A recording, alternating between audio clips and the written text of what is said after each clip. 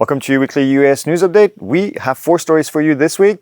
Surprise! We are in Oshkosh this week and we are going to be talking about the Air 3 that was finally released. We'll talk about the New York City Police Department that is using drones as a weather warning. We'll talk about Aloft and Drone Responders that are partnering for something pretty cool. And then lastly, we'll talk about everything we've seen at Oshkosh so far and give you a little bit of an update. Let's get to it.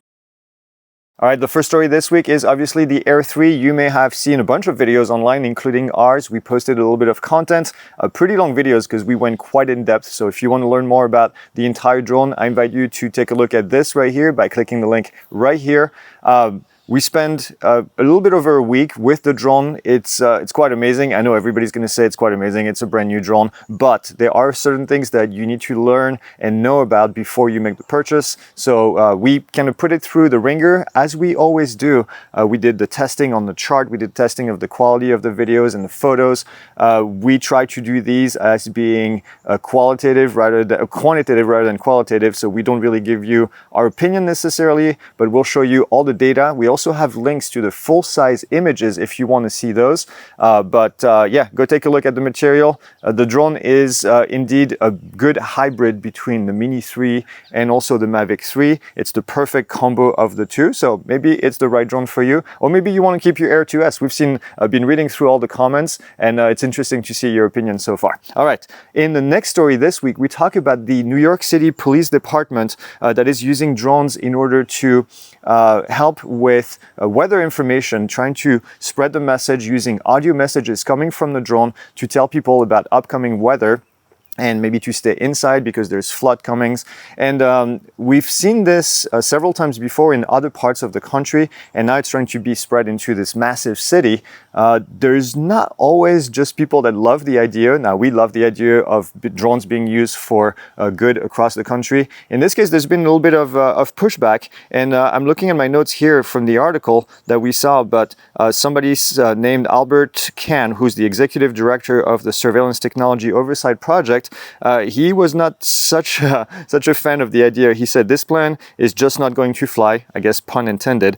The city already has countless ways of reaching New Yorkers, and it would take thousands of drones to reach the whole city. He said the drones are a terrible way to alert New Yorkers, but they are a great way to creep us out. So we've seen this pushback from people thinking drones are doing surveillance on them. I think in this case, it's a great way to, alert more people and let them know that they should stay inside and stay safe. Let us know what you think in the comment about this. New York was also in the news last week when they finally approved a new way to get approval to fly drones inside of the city. Now, we've covered this in a news update a couple weeks ago when we talked with Vic.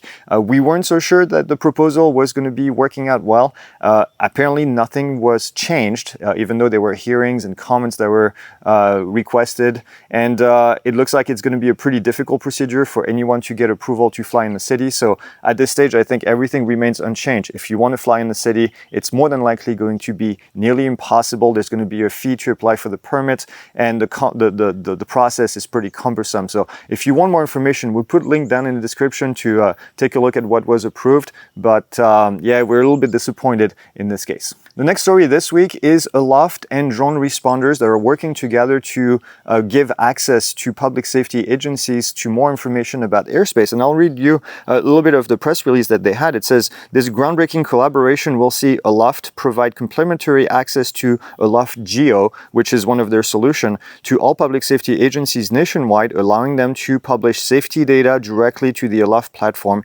including before you fly. Now, what this is going to do is it's going to provide direct information to people that are flying in the area in order to see other aircraft that are flying and make it a lot safer for everybody to operate.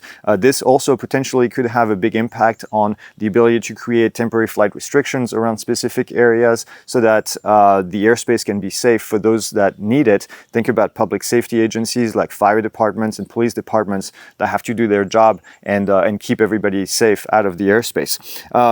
We have been working with drone responders for a very long time. We've been working with Aloft for a very long time. So we're excited to see that both of them are joining hands in order to, help our public safety agencies do their job more safely and potentially, keep everybody safe in the air as well. And the last story is we have been at Oshkosh. As you can tell, here we are at our Airbnb this morning. We had a big storm coming in this morning at 6 a.m. So we had to, one of our team that lives a little bit closer had to go and rush to get the tent taken care of.